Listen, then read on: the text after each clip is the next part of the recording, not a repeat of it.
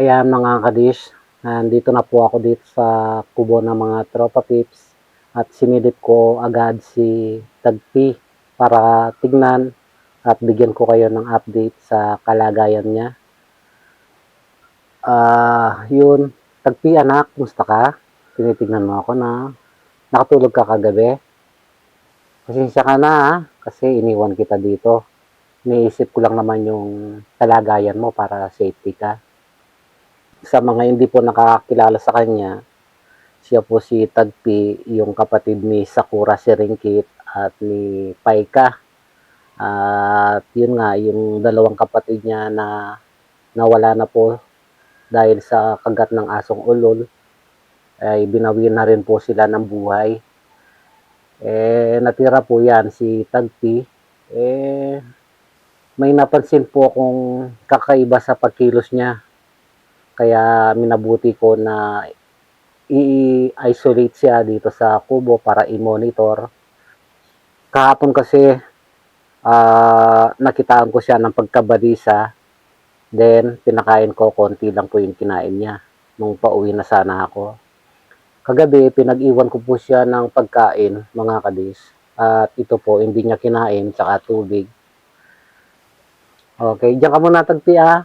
Inumin mo yung tubig mo dito. Laban ka lang anak ha. Laban lang. No? Makain ka para lumakas ka. Ayun ka.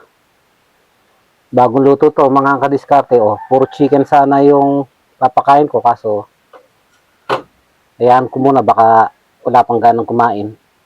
Kahit tubig lang sana oh. Kaso ayaw din uminom. Iwan ko muna mga kadiskarte. Baka kainin po mamaya. Laban ka lang ha. Dito lang ako. Diyan ka muna. Sige. Naglakas loob lang talaga ako na dalhin si Tagpi. Try ko pong pa-doktor bukas kahit na dextrose lang. Hindi na kasi kumakain, 2 gabi na po at mahina na yung katawan. Nilagay ko lang po ito para safety ako sa biyahe. Para iwas kung sakali man mahirita sa daan, baka mangagat siya. At least safety po ako sa pagbibiyahe namin. Sana po makarating kami na maayos sa bahay. At sana abutin pa niya hanggang bukas na mapunta sa doktor. Sige mga kadis, biyahe na po kami ni Tagpi.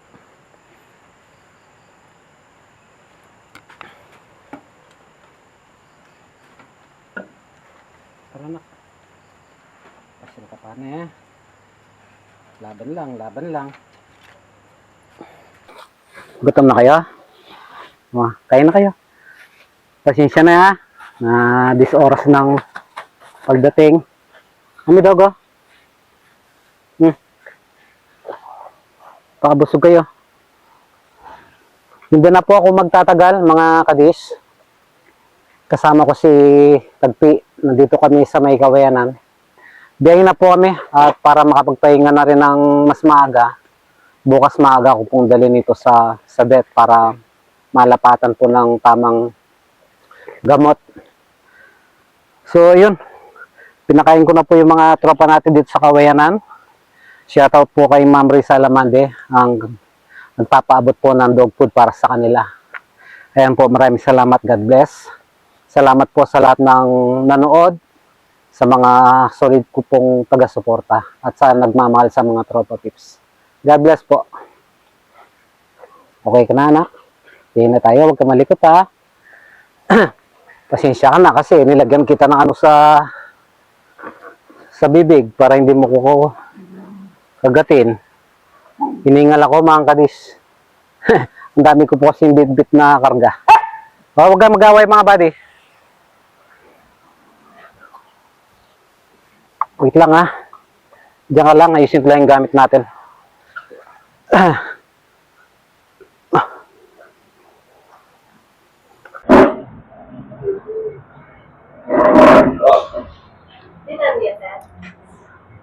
Parang ano lang, parang sa palagay ko may lagnat.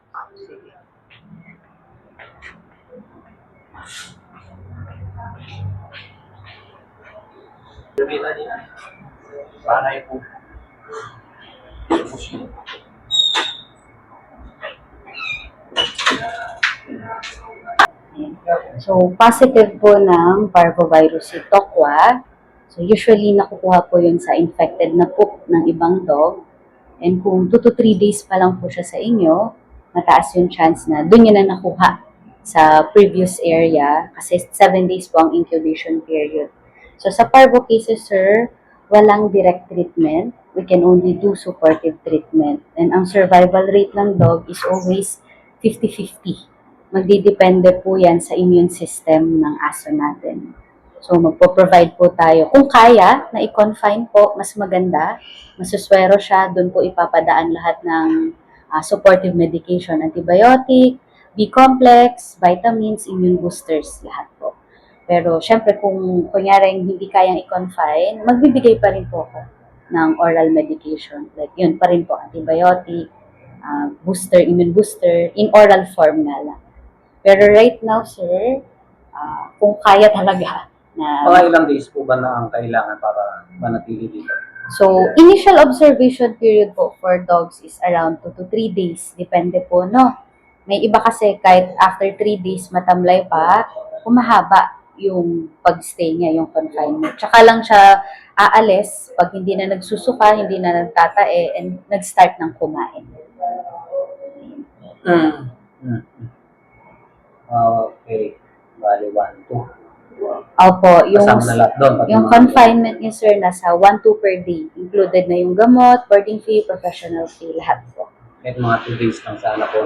Yes po, para lang makarecover yung katawan. Mabigyan ng initial na mga medication. Parvo. Opo. So sa ngayon, ano po, doktora, kung halimbawa na iuwi po namin, magre-reset na. Opo, for the meantime, sir, magbibigay ako ng medication. And kung hindi pa nagsusuka, kung kaya nyo siyang i-force feed lang muna ng soft food sa bahay, bigyan nyo muna siya para mabigay yung antibiotic niya after feeding. Hindi, ganito na lang po, doktora. Kung pwede po, 1 day muna tapos tawagan ko po yung ate po ako na maaari nila akong natulong. Opo. Kung i-extend pa namin ng another 2 days para ma-complete yung 3 days na para kay Confinement. Opo, sige po. Hindi po. Kahit may 1 day muna para mali po natin. Makatulong sa kanya. Maka-recover. Opo. Makakatulong talaga, sir, lalo na kung ano yun. Sige po. Sinilip ko ulit muna si Tokwa, mga kabis. Paalis na po kami. Namimiss ko na agad siya. Wait lang. May sumisilip sa akin dito. Hello, anong name mo? Kamusta ka? Pwede bang samahan mo si Tokwa? Na? Pagaling ka rin, ha? Okay, mga kabis. Diyain na po ako. Pupunta muna ako sa mga tropa tips. God bless, Tokwa. Ang ganda ng pangalan mo, ha? Tokwa. Suggest po ni Ate Gemma yun, mga kabis. Okay? Uwi na po muna kami at babalikan ko po siya bukas. Inaayos po yung kanyang ano. Ang tawag dito, man? Ivy? Na ano kasi? Na bali.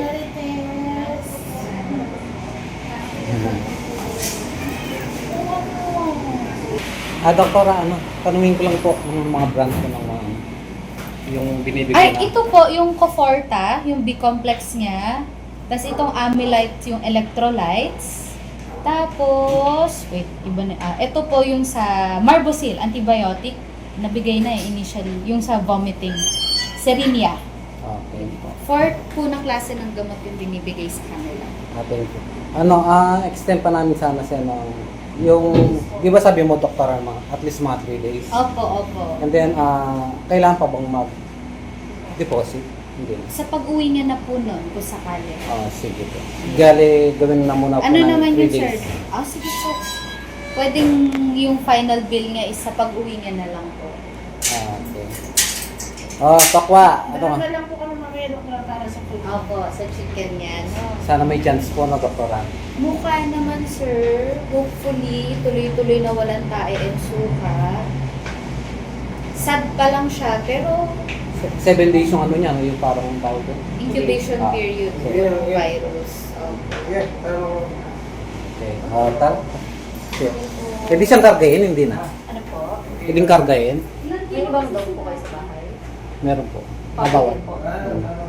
Or po mag-gloves po kayo. Bawal muna kitang kargahin, anak. Na? Stay ka muna dyan. Tutulungan. Maganda yung ano lagay mo dito, na? Oh, very good ang Jumbo. Ito daw si Jumbo. Stand up ka, stand up. Bumaba. Tumakas. At laging masigla. Stay lang, stay lang.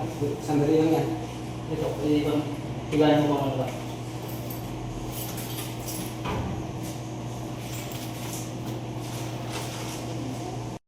Okay, ito po yung results ni Jumbo. So, nilagay ko lang po dito yung comparison from last week, October 18. May slight increase lang po tayo ng white blood cell count po niya from 3.96 naging 4.95.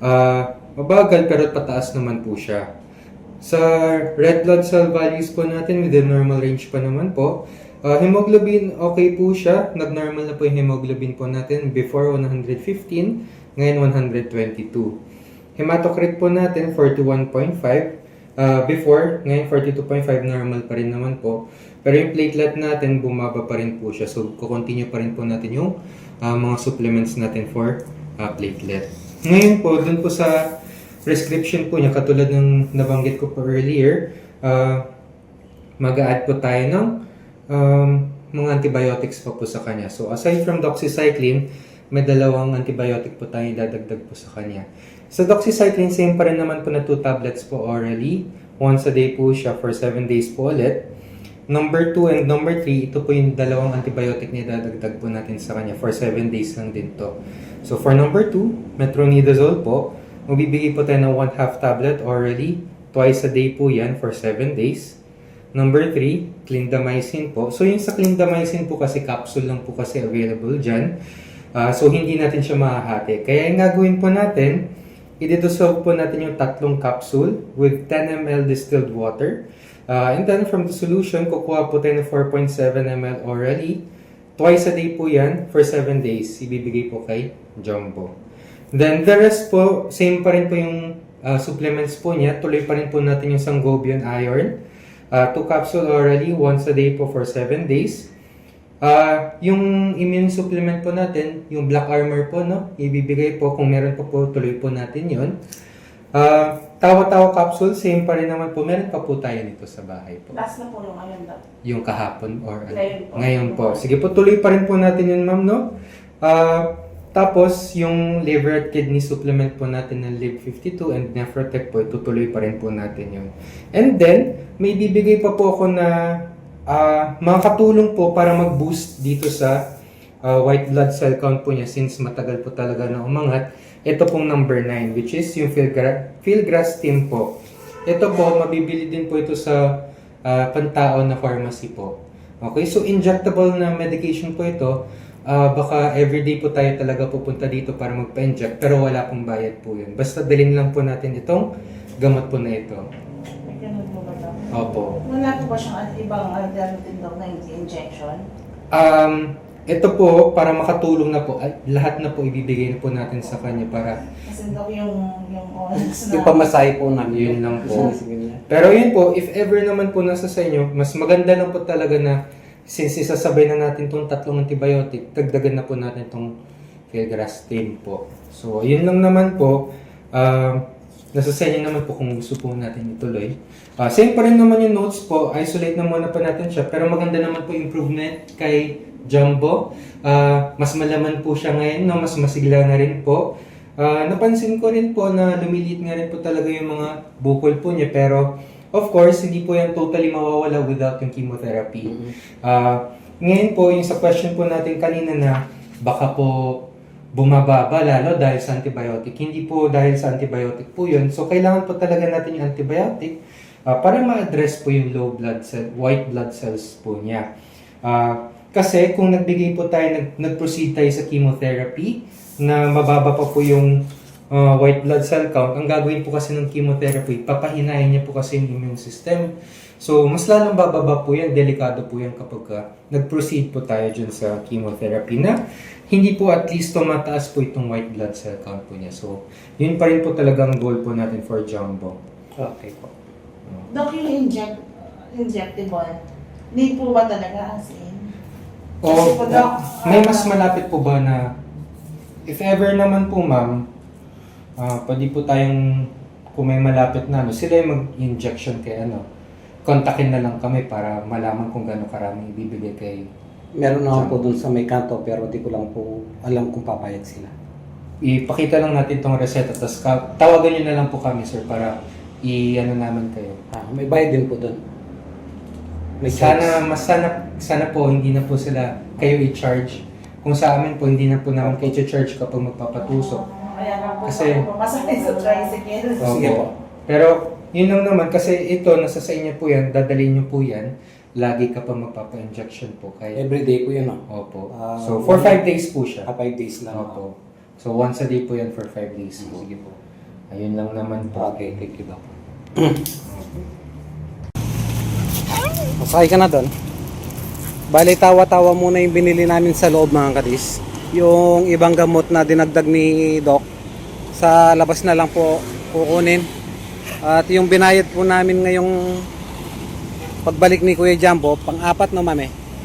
Pang-apat na balik, 1646. Yun, wala pa po yung mga ibang gamot na bibilhin namin sa sa labas. Tara, Paul. Paul. Jumbo. Sakay na. Sakay na, nak. Dito. Up na. Good boy. Sit ka, sit. Yan, good boy. Good boy. Ay ka. Second time po ng kanilang bakuna. 5-in-1. Good girl. Ay ka. Oh, pabilis na. Bilis na, Pai ka. Tingin ko yung damit mo kung sexy ka pa. Tawa, sexy. Si Sakura naman ang next. Ang bigat po niya mga kadis, 5.5 yung timbang. Si Paika 4.5. Si Tokwa 4 kilos. Oh, Sakura. Tapos na? Oh, bilis na. Ang balik po natin yan after 2 weeks. Magkano, ma'am? 1,575. Lahat-lahat na pati yung mga gamot. Ito ba yung gamot? Plastic. Sige po. Ito para kay Kuya Jumbo. At iba pa yung pa-plastic natin, mga kadish. Ay, kulang pa? 1,575. 100.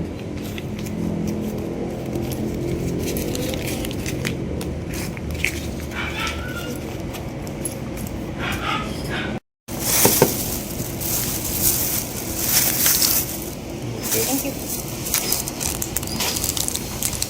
Kita nang inject ka niyan, eh. Hindi ka pang pangatlo kami ito pang antibiotic. Kalayo kami dito. Ah, Kalayo kami dito. may mga gamot pang hindi kami nabili kasi wala po dito. Sa maghahanap po kami sa ibang sa ibang nagtitinda. Tara. Sering tara na. Sakura. Sakura.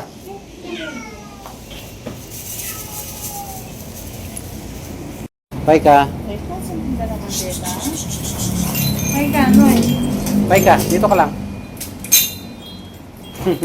Sexy, oh. Bye ka.